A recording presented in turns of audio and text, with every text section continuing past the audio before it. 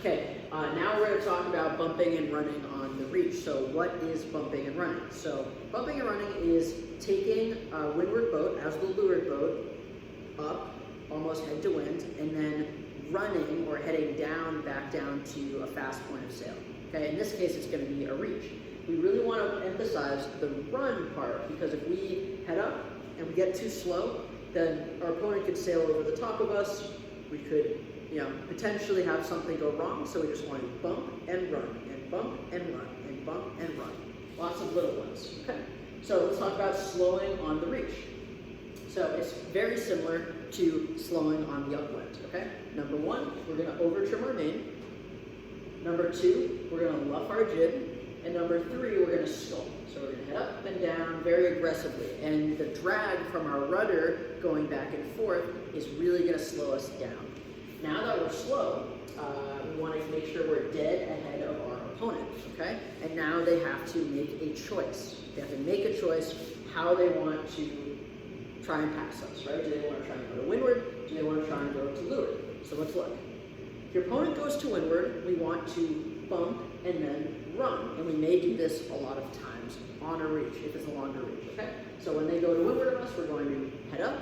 We're going to take them head to wind. As soon as we get head to wind, we're going to bear back away and set up for another one, right? Lots of little bumps is better than one big bump. So we want to make sure after we get our opponent slow, we need to get fast. Now, what if they try and go to leeward? Well, what you need to know is that they are restricted by Rule 17, which we're going to cover soon. If they come from behind, they get the overlap, right, from behind, then they do not have the right to luff you. They do not have luffing rights. They cannot head up an inch above pointing at the next mark. Okay? So they need to keep clear of you. If they don't keep clear, that's a foul, and you have to protest there. So they go to leeward of you. What you're going to do is you're going to over trim your main and potentially luff your jib. I would caution you against luffing your jib right away, even though I wrote that there. But you over trim your main very tight, and you monitor their speed. So if they start to get fast and get up to your main sheet block, to your shrouds, then you're going to ease the main back out and let the boat accelerate. Right? You have to anticipate. If you don't have anticipation, they're going to blow right past you. Okay? Same thing as on the upwind. Your wind shadow will slow them down a lot, especially in light air. I mean, I've sailed on reaches where I've been slowed by a windward boat, and I haven't been able to even move if it's light, right? How do we know it's working? Remember this, there's a bubble in their jib. If their jib starts to bubble, you know you're hitting their wind, okay? And then soon we're going to talk about pushing on the reach. So we have the boat that's trying to slow and the boat behind that's pushing.